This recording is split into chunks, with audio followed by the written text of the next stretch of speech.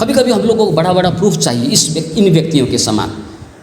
एलिया को भारी बारिश आ रहा है इस बात को साबित करने के लिए काला अंधारा एकदम पूरा बादल की आवश्यकता तो नहीं पड़ा, उसे तो छोटा सा बादल दिखाई दिया। वो छोटा सा बादल देखने से एलिया ने बोला भारी बारिश आ रही है। हालेलुया।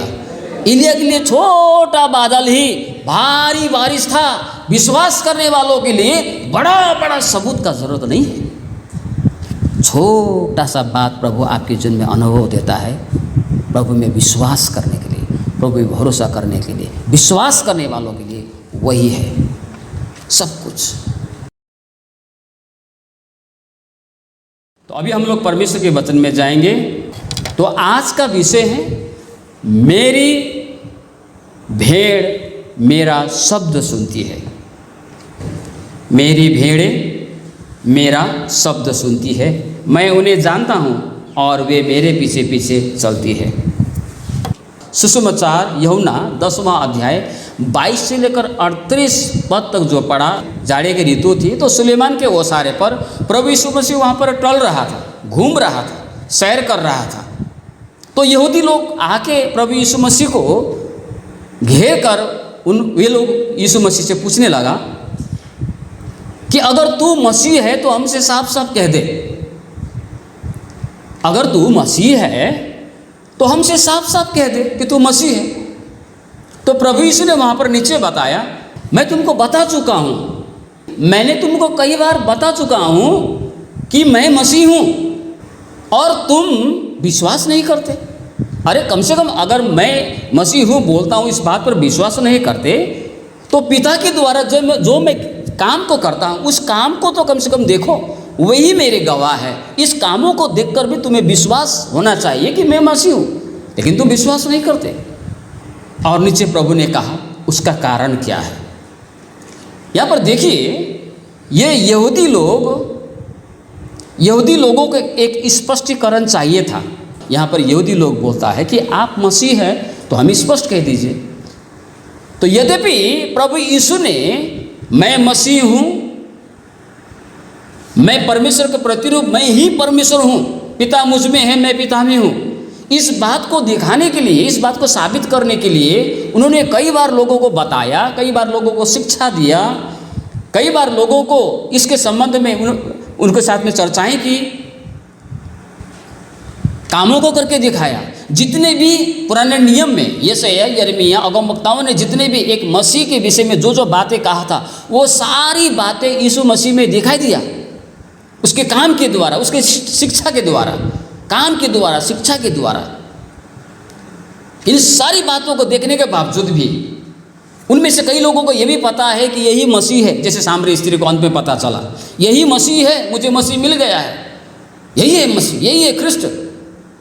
इसके बावजूद भी वो लोग विश्वास नहीं कर पाए, वे लोग विश्वास नहीं कर पा रहे थे। उसे बहुत बड़ा प्रूफ चाहिए, बहुत बड़ा सबूत चाहिए कि यही है। कई बार हम लोग भी ऐसे ही होते हैं, कई बार हम लोगों को बड़ा बड़ा सबूत चाहिए, बड़े बड़े प्रमाण चाहिए। तुझे पवित्र आत्मा मिला है, क्या प्रमाण है? तुझे उद्धार मिला, क्या प्रमाण है? तुम स्वर्ग में जाओगे, क्या प्रमाण है? हमारी प्रार्थना को परमेश्वर सुनता है, क्या प्रमाण है? इतने दिन से हम प्रार्थना कर रहे हैं, इतने दिन से हम चर्च जा रहे हैं, कहाँ कुछ होता नहीं है। कभी कभी हम लोगों को बड़ा बड़ा प्रूफ चाहिए इन व्यक्तियों के समान। आपको पता है एक कहानी है सुसमाचार में, लूका रचित सुसमाचार में 16 अध्याय का 19 से 31 तक पढ़ने से वहाँ पर हमको एक कहानी मिलता है। वो क्या है? वहाँ पर वो कंगाल एक भिखारी लाजर के विषय में हमको मिलता है। धनवान व्यक्ति शानो शौकत से रहता है, अच्छा अच्छा खाता है, अच्छा अच्छा पीता है, अच्छा अच्छा बंगलों में रहता है, 84 व्यंजन भोज में वो खा के जीता है। लेकिन उसी के टेबल नीचे ये कंगाल, ये भिखारी, ये लाजर पड़ा हुआ है। एक दिन दोनों मर जाता है। मर जाने के बाद में तो ये जो धनवान व्यक्ति था वो तो अधोलोक के नरक में चला गया, जहाँ पर आग है, वो तड़प रहा है, ज्वाला में, आग में तड़प रहा है। तो वो तड़पते हुए देखता है कि दूर में अब्राहम की गोद में, अरे उसी का जूठा खाने वाला, उसी के मुंह से गिरा हुआ वो अन्न को खाने वाला वो भिखारी, वो तो स्वर्ग में, वहाँ स्वर्गलोक में वो अब्राहम की गोद में बैठा है। तो यहाँ से ये व्यक्ति चिल्लाता है, हे पिता अब्राहम, हे पिता अब्राहम, तेरे गोद में जो लाजर बैठा है उसे मेरे पास में भेज दे, ताकि वो अपने उंगली ठंडा पानी में भिगोकर मेरे जीभ को ठंडा करे, क्योंकि मैं यहाँ पर आग में तड़प रहा हूँ, यहाँ मैं ज्वाला में तड़प रहा हूँ। तो अब्राहम ने क्या बोला? अब्राहम ने बोला, दो बातें वहाँ पर कहा अब्राहम ने। क्या कहा? याद करो, स्मरण करो, जब तुम पृथ्वी में था तो तुम्हें सब कुछ प्राप्त था, तुम एकदम मौज मजा में था, तुझे कुछ बात की घटी कमी नहीं था, अच्छे अच्छे खाता था, अच्छे अच्छे पीता था, अच्छे अच्छे घर में रहता था, सब कुछ तुम्हारे पास में। लेकिन इसके पास में कुछ नहीं था। लेकिन देखो, इसके पास में भी सब कुछ है, तेरे पास में कुछ नहीं है। इसके अतिरिक्त तुम्हारे और हमारे बीच में बहुत भारी एक गड्ढा भी है। न तो तुम उधर से इधर आ सकते हो, न तो मैं इसको उधर भेज सकता हूँ। तो ये व्यक्ति ने क्या बोला? धोनन व्यक्ति ने बोला, तो हे पिता अब्राहम, इस लाजर को नीचे भेज दे, उस लाजर को नीचे भेज दे पृथ्वी लोक में, वहाँ मेरे और भी भाई लोग हैं। जब ये मरा हुआ व्यक्ति वहाँ पर जाके मेरे भाइयों को बताता, यहाँ का विषय भी, यहाँ का माहौल कैसा है बताएगा, तो विश्वास करेगा, ताकि वो लोग भी इस नरक में, ये आग में जैसा मैं तड़प रहा हूँ, ना आए, इस नरक से बच जाएं। तो इसीलिए आप लाजर को भेज दीजिए। तो अब्राहम ने बोला, अगर उनको विश्वास करना है तो उधर है अगमवक्ता का पुस्तक, भविष्यवक्ता के पुस्तक है, उधर मूसा के पुस्तक है, उसको पढ़ के विश्वास करें। लेकिन अगर उसे विश्वास नहीं करना है ना, तो ये मरा हुआ व्यक्ति भी अगर इधर से जाके उधर प्रकट होने से भी विश्वास करने वाला नहीं है। इसका मतलब क्या है? विश्वास में जीने वाले व्यक्ति के लिए, विश्वास में चलने वाले व्यक्ति के लिए, अगर सच में वो विश्वास करना चाहता है तो उसे बड़े बड़े सबूत की आवश्यकता नहीं, बड़े बड़े प्रमाण की आवश्यकता नहीं है। उसे छोटी सी बात ही, छोटा सा बात ही उसके लिए हो जाएगा कि ये बहुत बड़ा है उसके लिए। एलिया के विषय में आपको बताया, एलिया को भारी बारिश आ रहा है, इस बात को साबित करने के लिए काला अंधारा एकदम पूरा बादल की आवश्यकता नहीं पड़ा, उसे तो छोटा सा बादल दिखाई दिया। वो छोटा सा बादल देखने से एलिया ने बोला, भारी बारिश आ रही है। हालेलुया। एलिया के लिए छोटा बादल ही भारी बारिश था। विश्वास करने वालों के लिए बड़ा बड़ा सबूत का जरूरत नहीं है। छोटा सा बात प्रभु आपके जीवन में अनुभव देता है, प्रभु में विश्वास करने के लिए, प्रभु में भरोसा करने के लिए, विश्वास करने वालों के लिए वही है सब कुछ। लेकिन ये यहूदी लोग विश्वास नहीं कर पाया। यहूदी लोग विश्वास नहीं कर पा रहा है। इतने बड़े बड़े कामों को देखने के बावजूद भी, इतने बड़े बड़े शिक्षा को सुनने के बाद भी यहूदी लोग विश्वास नहीं कर पा रहा है कि यही ख्रिस्ट है, मसीह है। तो प्रभु ने बोला, मैं तो तुमसे पहले कह चुका हूँ, मैं मसीह हूँ, मसीह जो आने वाला है मैं ही हूँ। लेकिन तुम लोग विश्वास नहीं कर रहे। अरे विश्वास नहीं कर, कम से कम मेरे कामों को तो देखो। अगमवक्ताओं ने जिन बातों के विषय में बताया, जिन कामों के विषय में बताया, मसीह क्या क्या करने वाला है वो तो मैं कर रहा हूँ, मेरे कामों को तो देखकर विश्वास करो। लेकिन ये लोग कर नहीं पा रहे। क्यों? इसका दो कारण है। पहला कारण, यहूदी लोग जिस प्रकार के मसीही चाहता था ना, जिस प्रकार का मसीह वो लोग देख रहे थे, वो मसीह का गुण, उस मसीह का स्वभाव, उस मसीह का चरित्र ये मसीह में उसको नहीं मिल रहा है। वो क्या सोच रहा था? जब मसीह आएगा, जब ख्रिस्ट आएगा तो रोमी साम्राज्य को तोड़ डालेगा, रोमी साम्राज्य को नाश करेगा और हमारे यहूदी इजरायली साम्राज्य को, इजरायली राज्य को स्थापित करेगा। और जब हम अपने राज्य में होंगे और जब हम लोग अपने राज्य में, अपने देश में होंगे तो सब कुछ हमारा होगा। अधिकार हमारा, धन हमारा, पद हमारा, राजा हमारा, लोग हमारे। जब हमारा राज्य होगा तो सब कुछ हमारा चलेगा। लेकिन आज हम लोग कुछ नहीं कर पा रहे हैं, क्योंकि हम लोग रोमी साम्राज्य में हैं। हम लोग चाह के भी कुछ नहीं कर पाएंगे और कर पा रहे हैं। इसीलिए जब मसीह आएगा तो रोमी साम्राज्य से युद्ध करेगा, रोमी सम्राट से युद्ध करेगा और रोमी साम्राज्य को नष्ट करेगा और हम लोग का राज्य को स्थापना करेगा। ये सोच रहा था वो लोग। लेकिन मसीह तो नहीं कर रहा है, मसीह तो नहीं कर रहा। मसीह तो क्या कर रहा है? अरे वो तो पृथ्वी के राज्य की बातें नहीं कर रहा है, वो तो स्वर्ग के राज्य की बातें कर रहा है। जैसा वो सोचता था नहीं मिल रहा है, जैसे वो सोचता था नहीं हो रहा है अभी। कई सारे लोग भी वैसे होता है ना, मसीह को कुछ सोच के आता है, उसके विचार में मसीह ऐसा होना चाहिए, उसके विचार में यीशु ऐसा होना चाहिए। लेकिन जब आता है उल्टा होता है उसका, तब वे लोग फिर लौट के चले जाते हैं। तो पहला कारण, ये लोग यीशु को मसीह के रूप में इसलिए स्वीकार नहीं रहे हैं क्योंकि वो उनके इच्छा के अनुसार, उनके सोच के अनुसार नहीं था। दूसरा कारण प्रभु ने नीचे बताया, वे लोग परमेश्वर का भेड़ नहीं था, परमेश्वर का भेड़ नहीं था। कौन लोग? जो ये लोग प्रश्न कर रहा है, आप मसीह है तो स्पष्ट बोल दीजिए। तो ये लोग भेड़ नहीं था, भेड़।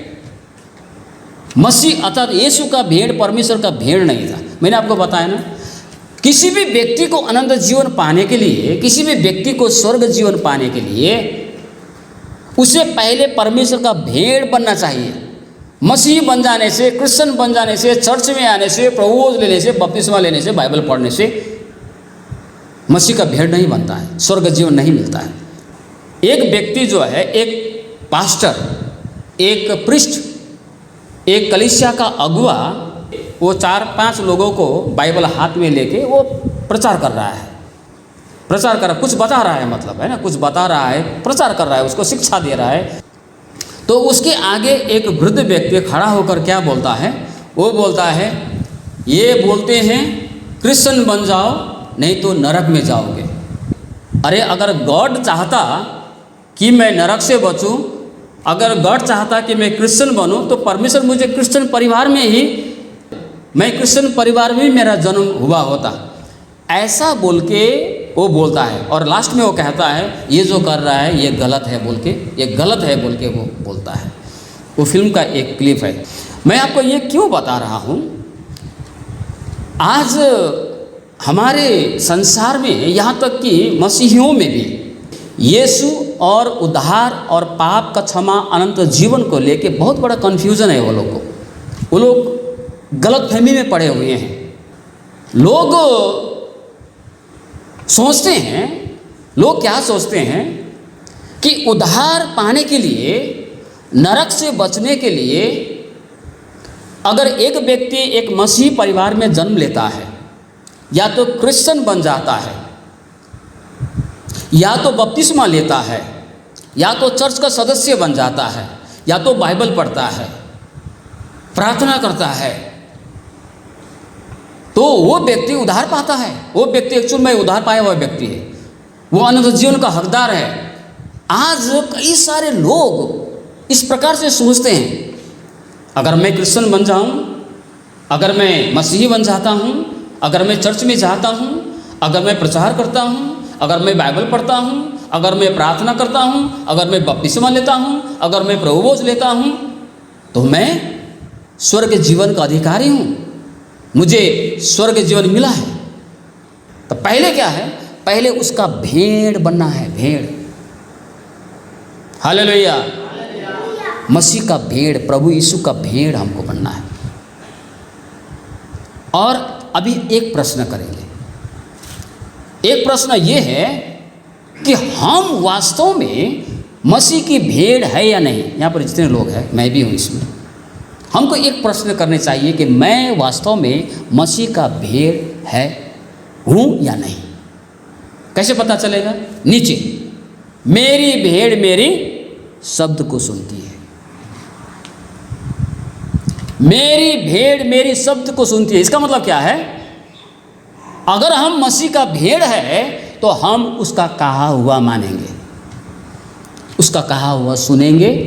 और जिस प्रकार हनोक कि वो परमेश्वर के पीछे पीछे चलता था, उसी प्रकार मसीह के पीछे हम लोग चलेंगे, मसीह का अनुसरण करेंगे, मतलब उसके नक्शे कदम पर हम लोग चलेंगे। उन्होंने क्या किया, उन्होंने कैसा किया, तो उसके नक्शे कदम पर हम लोग चलेंगे। हालेलुया। लेकिन ये धर्म परिवर्तन करके, चर्च में आके प्रार्थना करके, प्रभुभोज लेके, बपतिस्मा लेके, वो मसीह का भेड़ नहीं बनता, वो स्वर्ग नहीं जाएगा। लेकिन जब हम मसीह का भेड़ बनने के बाद हम लोग प्रार्थना करते हैं, प्रभु भोज में शामिल होकर बपतिस्मा लेते हैं, तो ये एक प्रक्रिया है, एक रीति विधि है, ये भी हमारा एक चर्च का एक भाग है। लेकिन उससे पहले हमें मसीह का भेड़ बनना है। लोग सुसमाचार मत्ती में 7 अध्याय का 21 से 23 तक वहाँ पर पढ़ने से क्या बोला है वहाँ पर, वो वहाँ पर बोलता है, प्रभु जो मुझे प्रभु हे प्रभु बोलता है, उनमें से हर कोई मेरे पास में नहीं आ सकता है। यहाँ तक कि कुछ लोग बोलेंगे मैंने तेरे नाम से दुष्ट आत्मा को निकाला, मैंने तेरे नाम से ये किया वो किया, भविष्यवाणी किया। प्रभु ने बोला मैं तुमको पहचानता नहीं हूँ, मैं तुमको जानता नहीं। केवल वो मेरे पास में आ सकता है जो मेरे पिता की इच्छा को पूरा करता है। तो मैं क्या बता रहा हूँ आपको कि एक व्यक्ति को अनंत जीवन पाना है, एक व्यक्ति को उद्धार पाना है, एक व्यक्ति को स्वर्ग में जाना है, तो उसे रीति विधि के द्वारा, या तो क्रिश्चियन बनने के द्वारा, मसीही बनने के द्वारा, क्रिश्चियन परंपरा को पालन करने के द्वारा, मसीही रीति विधि को पालन करने के द्वारा वो स्वर्ग में नहीं जा सकता है। लेकिन वो स्वर्ग में जाना चाहता है, अनंत जीवन का हकदार बनना चाहता है, तो उसे परमेश्वर की इच्छा को पालन करनी चाहिए और उसे परमेश्वर की भेड़ बननी चाहिए। प्रभु यीशु मसीह का भेड़ उसे बनना है। जब एक व्यक्ति मसीह का भेड़ होता है तब वो विश्वास करता है, विश्वास में बढ़ता है। इसलिए प्रभु ने सुसमाचार 15:16 में क्या बोला, तुमने मुझे नहीं चुना परंतु मैंने तुम्हें चुना है। हमने नहीं चुना है लेकिन मसीह ने हमको चुना है। हम लोग पाप किए इसलिए पापी हुए नहीं, हम लोग पापी इसलिए पाप करते हैं, समझना है इसको। हम लोगों ने पाप किया इसलिए, मैंने पाप किया इसलिए मैं पापी हूं, नहीं, मैं पापी हूं इसलिए पाप करता हूं। तो प्रभु ने हमको चुना, परमेश्वर ने हमको भेड़ बनाया पहले, तब हम लोग, हमारे हृदय में विश्वास आया। तो प्रभु ने बोला अगर तुम मेरे भेड़ होते तो विश्वास करते, तुम मेरे भेड़ है ही नहीं तो तुम्हारे अंदर में विश्वास कहाँ से आएगा। तो हम जब प्रभु की भेड़ जब बन जाते हैं, अर्थात जब उसके कहा हुआ सुनते हैं, उसके अनुसरण करते हैं, तो हमारे मन में एक क्या है, एक विश्वास बढ़ने के लिए शुरू करता है और हम लोग यीशु का अनुसरण करते हैं और अंत में हम लोग अनंत जीवन का हकदार बनते हैं। लेकिन ये लोग विश्वास नहीं कर पा रहे थे। इसलिए हमको इन बातों को गंभीरता से सोचनी चाहिए, इन बातों को गंभीरता से हमें याद करने की ज़रूरत है। मनुष्य जाति परमेश्वर का सबसे उत्तम सृष्टि है। अगर सबसे अच्छी तरीका से कोई बयान कर सकता है, कोई बता सकता है परमेश्वर के विषय में, तो वह है मनुष्य जाति और जिन्होंने जो परमेश्वर का भेड़ बने हुए हैं। जब तक आप और मैं परमेश्वर का भेड़ बनते नहीं हैं, हम उसके विषय में बता नहीं सकते, हम बोल नहीं सकते हैं। लेकिन जब हम भेड़ बन जाते हैं तो हम क्या है, मसीह का वर्णन करते हैं। देखिए इस ब्राह्मण में ऐसा कोई वस्तु नहीं जो परमेश्वर का वर्णन ना करता हो। इसलिए तो भजन संहिता 19:1 में क्या कहता है, क्या लिखा है वहाँ पर, सारे ब्राह्मण, सारे सृष्टि जो है परमेश्वर का महिमा का वर्णन कर रहा है। परमेश्वर है, परमेश्वर है, परमेश्वर है, परमेश्वर है। कुछ मूर्ख लोग बोलते हैं ईश्वर नहीं है। तो प्रभु ने क्या बोला, वो लोग तो मूर्ख लोग हैं जो ईश्वर नहीं है बोलता है। हम लोग अगर हम मसीह की भेड़ हैं तो हम लोग घोषणा करते हैं, हम लोग वर्णन करते हैं। देखिए अभी ये क्रूस है मेरे हाथ में, देखिए, है ना। लेकिन आप कल्पना कीजिए एक ऐसा व्यक्ति आया जिसने कभी इसको देखा ही नहीं, इसको नहीं देखा है, फर्स्ट टाइम वो अपने जिंदगी में इस चीज़ को देख रहा है और वो रास्ता में गिरा पड़ा है, तो वो क्या बोलेगा, क्या चीज़ है ये? बोले नहीं बोले, लकड़ी का बना हुआ है, क्या चीज़ है? लेकिन आपको और मुझे मिलने से अरे कौन क्रूस, इसको कौन फेंक दिया रास्ता में? बोले नहीं बोले, कई लोग बोले अरे, कई लोग तो हैं, ऐसा भी करता है ना, चुम्बन भी करता है, कई लोग करता है, कौन फेंक दिया? है तो लकड़ी का, है ना, है तो ये किस चीज़ का, लकड़ी है ये, लेकिन ये लकड़ी क्या वर्णन कर रहा है? यीशु मसीह परमेश्वर का प्रेम वर्णन कर रहा है, प्रभु यीशु मसीह का बलिदान वर्णन कर रहा है। ये निर्जीव लकड़ी जब इस बात को दिखा सकता है तो हम जो जीवित हैं फिर हमें कितना वर्णन करनी चाहिए। हालेलुया। फिर हमें परमेश्वर के विषय में कितना वर्णन करनी चाहिए, हम लोग कर नहीं पाते। इसके पीछे कारण क्या है? इसके पीछे एक कारण ये है कि हम लोग आज तक मसीह को पहचान ही नहीं पाए, ये भी हो सकता है। दूसरा कारण ये है कि हम परमेश्वर की भेड़ आज तक हम लोग बन नहीं पाए। हमें जांच करनी चाहिए सबको। हम लोग जानते भी हैं, जैसे वचन में लिखा है ना, यहाँ पर रोमियो के पत्री 1 से 25, परमेश्वर का क्रोध तो उन लोगों की सब अभक्ति और अधर्म पर स्वर्ग से प्रकट होता है जो सत्य को अधर्म से दबाए रखते हैं, इसलिए कि परमेश्वर के विषय में ज्ञान उनके मनों में प्रकट है, क्योंकि परमेश्वर ने उन पर प्रकट किया है। सब पता है इधर में, परमेश्वर ने प्रकट भी कर दिया उसको। लेकिन फिर भी नीचे कहता है उसके अनदेखे गुण अर्थात उसके सनातन सामर्थ्य और परमेश्वरत्व जगत के सृष्टि के समय से उसके कामों के द्वारा देखने में आते हैं, यहाँ तक कि वे निरुत्तर है। इस कारण कि परमेश्वर को जानने पर भी उन्होंने परमेश्वर के योग्य बढ़ाई और धन्यवाद न किया, परंतु व्यर्थ विचार करने लगे, यहाँ तक कि उनका निर्बुद्धि मन अंधेरा हो गया। नीचे और भी बहुत कुछ लिखा है, 25 पद तक आप पढ़ सकता है। जानता है सब कुछ, पता हो गया सब कुछ, फिर भी उन्होंने ख्रिस्त को नहीं स्वीकारा, मसीह को नहीं स्वीकारा। सब कुछ पता है लेकिन मसीह को स्वीकार नहीं कर पाए। इसका मैंने 2 कारण बताया। पहले तो वो अपने मन अनुसार नहीं, वो जैसा चाहता था वैसा नहीं। हाँ, हम लोग कभी कभी यीशु मसीह को हम लोग दुकान के कपड़ा का सामान हम लोग कर देते हैं।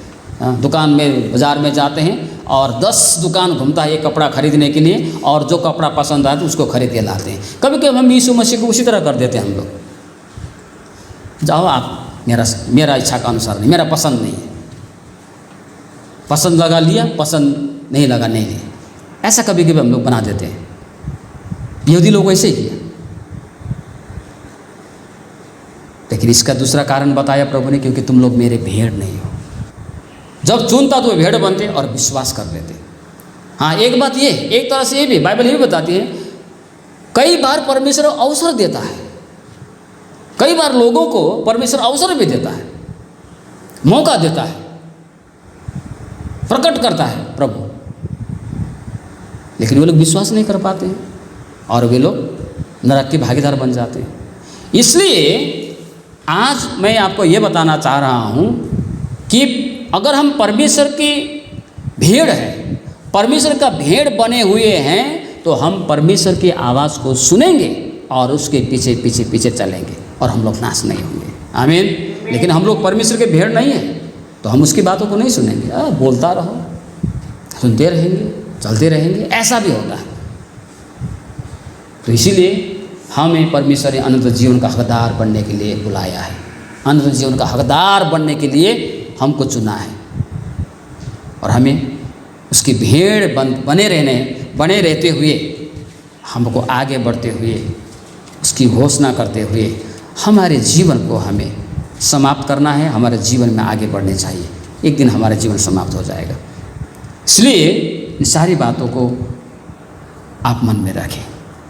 तो परमेश्वर आज के छोटे से वचन में हम सभी को आशीष दे।